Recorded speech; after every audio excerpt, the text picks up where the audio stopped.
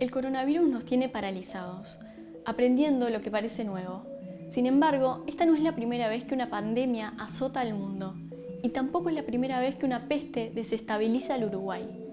Empecemos por ver cuáles fueron las primeras pandemias que hubo en el mundo.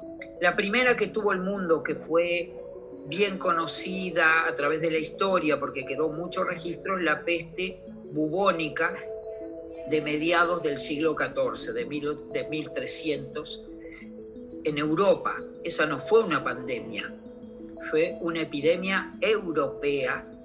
Los norteamericanos registraron epidemias de fiebre amarilla en 1790, que surgió un problema muy grave, no se sabía de dónde venía la fiebre amarilla. En Cuba estaba, en Venezuela estaba, en Brasil estaba, pero algunos ya pensaban que estaba que venía de África, otros pensaban que estaba en los dos continentes.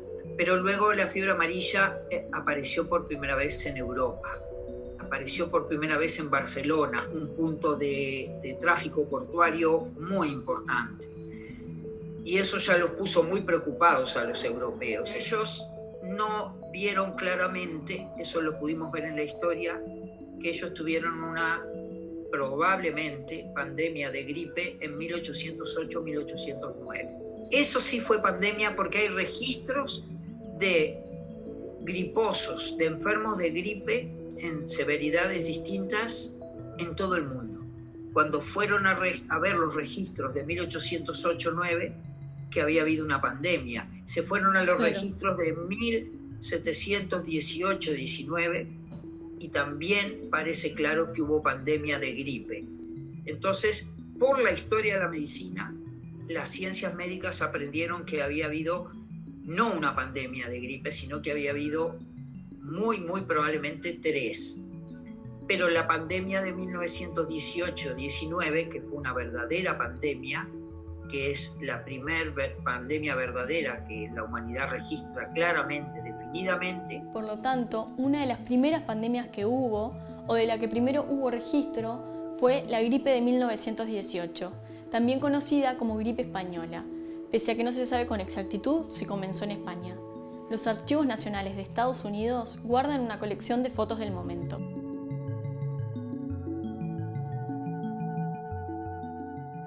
No hubo país ni zona del mundo que quedara exenta de gripe. En medio de la Primera Guerra Mundial, pero en ese contexto la gente muriendo en las trincheras horriblemente. Ese mundo era como muy distinto al que estamos ahora, ¿no? Pero ¿qué similitudes o diferencias encontrás entre una de esas primeras pandemias como la de 1918 y lo que estamos viviendo hoy en día? Es que los países ya estaban todos organizados, ya teníamos el mundo prácticamente tal cual lo vemos hoy. Ya todos los países tenían sus sistemas de salud, no sus sistemas, tenían sus autoridades sanitarias consolidadas.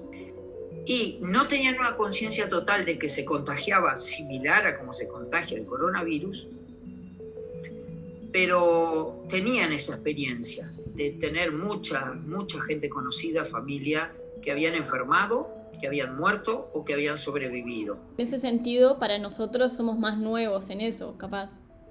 Sí, pienso que sí. Y la gripe de 1918 también llegó a Uruguay. Sin embargo, para ese entonces nuestro país ya había sufrido la llegada de otras enfermedades anteriores. 2 antecedentes muy importantes. La fiebre amarilla de 1857 y después un brotecito pequeño de 1873 y venía con el cólera.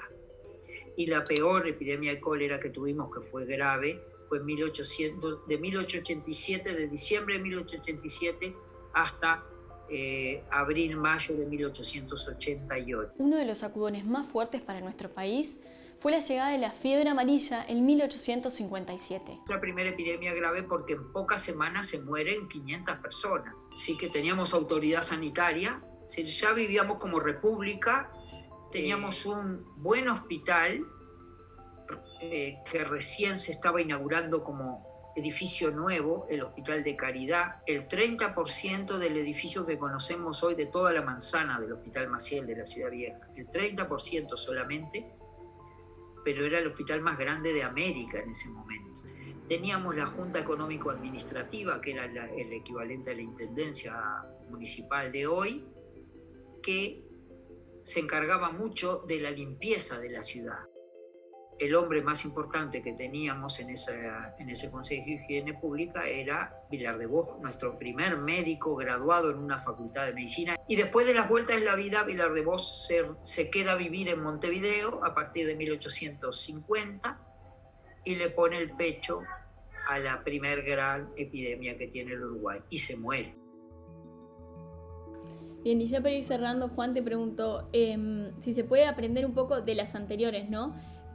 ¿Qué sociedades dejan estas pandemias o cómo salen las sociedades de estas pandemias? ¿Cambian algo la sociedad? Yo creo que sí, que nos cambian, que nos maduran, que nos fortalecen, que nos han empujado como ahora a tener muchas prácticas. Hoy hablábamos con los compañeros de acá del hospital y uno decía, y a mí me gustó mucho, ¿qué cantidad de artistas van a salir de esta pandemia?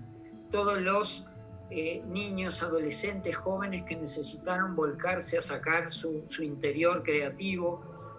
Yo creo que una pandemia cambia a una sociedad.